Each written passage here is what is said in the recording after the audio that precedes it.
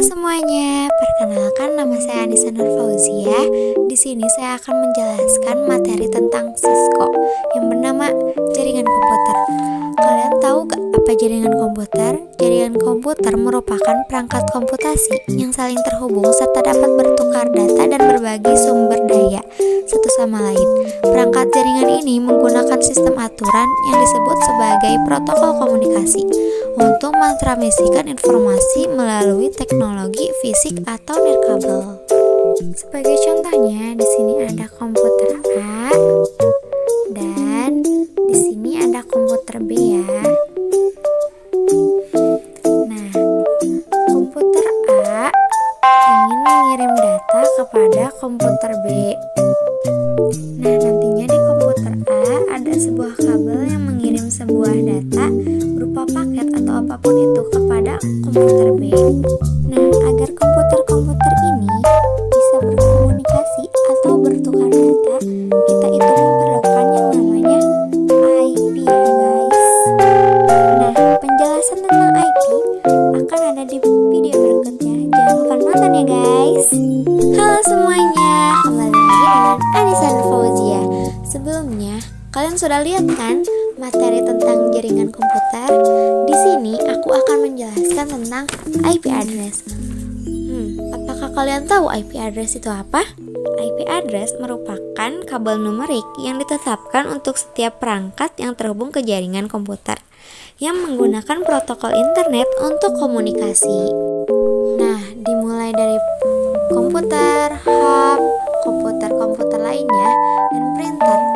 Di sini membutuhkan yang namanya IP.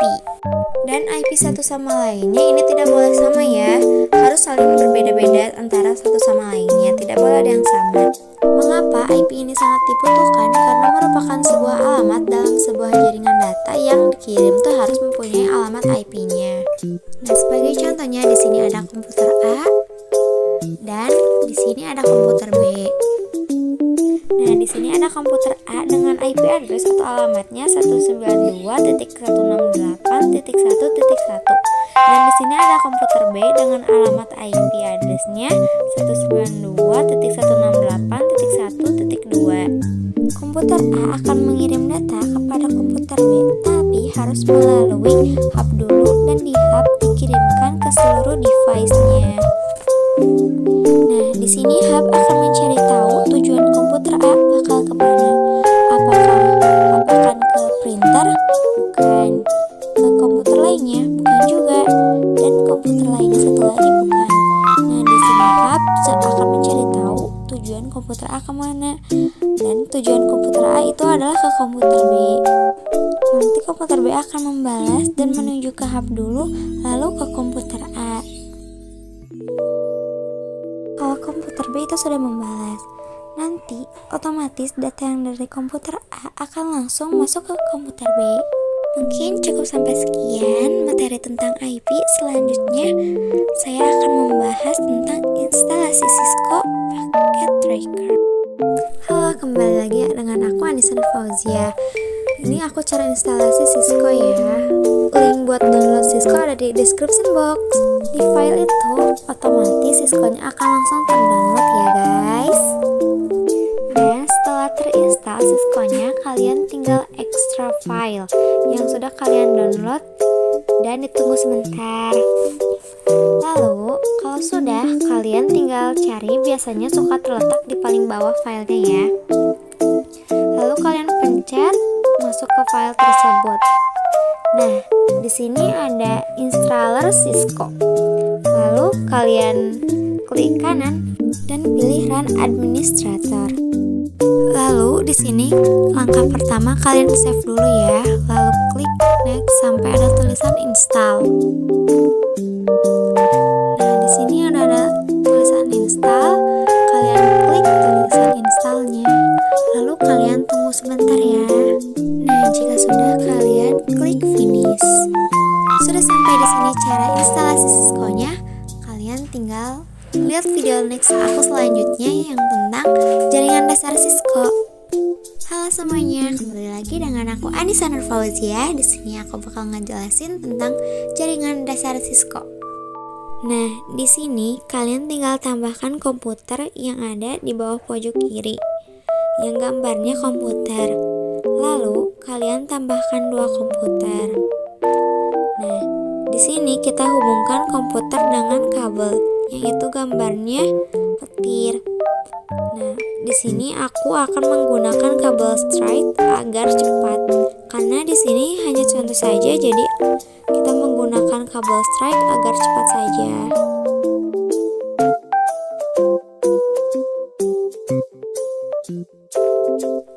Nah, setelah itu kalian masukkan IP di kedua komputer tersebut.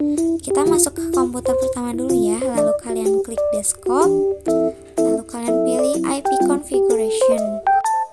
Lalu kita masukkan IP address yang di materi kedua itu ya, yaitu 192.168.19 lalu .1. Kalian klik subnet max-nya, itu akan otomatis muncul ya.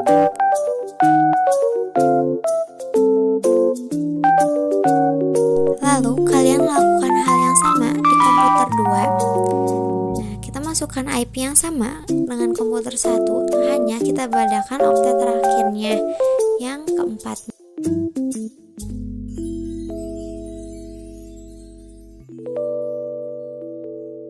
Nah, jika sudah, kalian klik komputer pertama dan klik komen. Lalu di sini kalian ketik ping dan masukkan IP yang di komputer kedua kalian tadi ya, yaitu 192.168.19.2. Apabila sudah muncul clean file from seperti ini, berarti komputer kalian sudah terhubung satu sama lain. Sekian dari materi tentang network fundamental. See you di materi selanjutnya dan video selanjutnya. Dadah semuanya.